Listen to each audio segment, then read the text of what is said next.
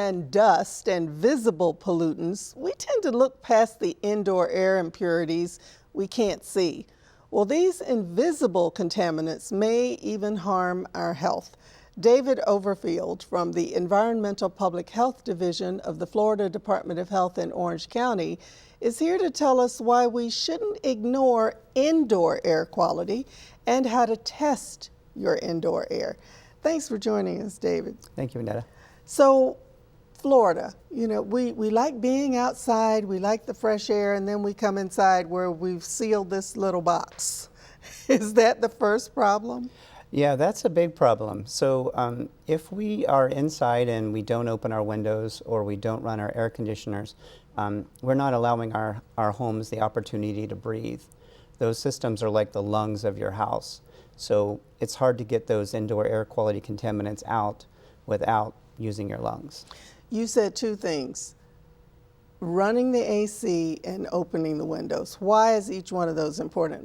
Well, of course, air conditioning, because we do live in a subtropical climate, but how does that positively impact air quality in your home? So running our air conditioners creates an exchange of air. That allows not only the moisture to go out of our air, which is what actually makes our spaces cold, but it also takes the contaminants out of our homes. We do the same thing with our windows. Now it's a little more challenging when folks don't have an air conditioning or they just want to use their windows because there's also a lot of moisture. Mm-hmm. So if you open your windows, you may be having some challenges with moisture in your home, but that is one way to get some fresh air exchange in your home. Let's talk about filters. Mm-hmm. How do you know the right filter? Because you go to the store and they all have the different numbers. Mm-hmm. And what do you do? So we recommend that people select a mid-grade filter, something that their budget can support, but a mid-range air filter for an air conditioner is typically between $5 and $10. So we recommend replacing these every month. Every month? Every month. Okay. Depending on the time of year or just as a rule? Well, you'll notice when as you use your air conditioning less in the winter months, that your filter seems cleaner longer. But as a general rule of thumb, we recommend replacing it every month. And what happens if you don't? So if a dirty filter will actually make the air conditioner less efficient. It's going to cost you more in terms of operating longer. But it's also going to lose its effectiveness in picking up some of those impurities that we're really wanting it to pick up. And what are some of those bad things that can happen if we don't pay attention? So what kinds of impurities? So there's basically three different types of impurities in indoor air. The first is gases, things like carbon dioxide, carbon monoxide, radon.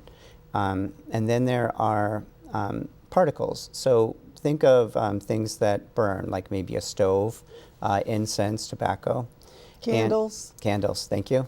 And then biologicals, so things like dust, pet dander, pet hair, fur, mold, dust mites. Those are all examples of biological contaminants that can be in. It's almost like you don't want to breathe in your house.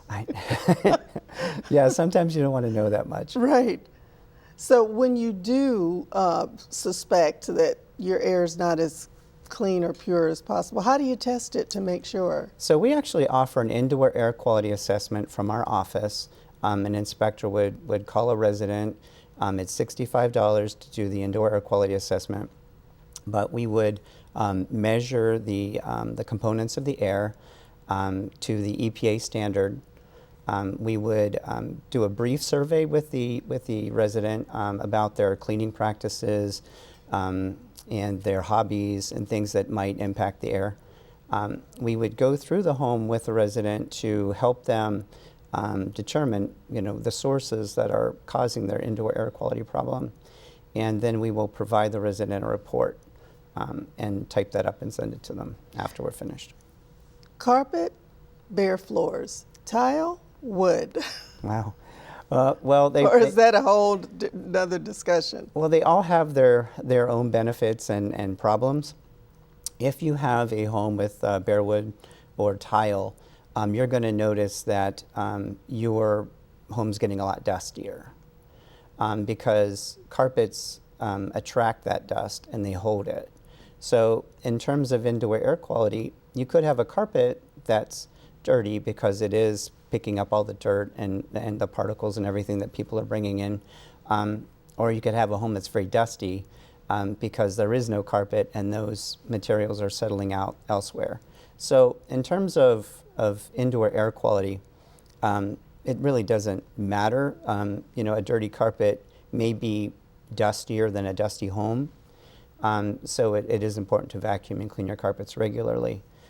Another issue associated with carpet is volatile organic compounds. So the new car smell that we all like so much is actually the off-gassing of volatile organic compounds. And carpet can do the same And carpet thing. does the same So thing. that points out even more the importance of testing your air quality. Absolutely. Fascinating. Thank you, David.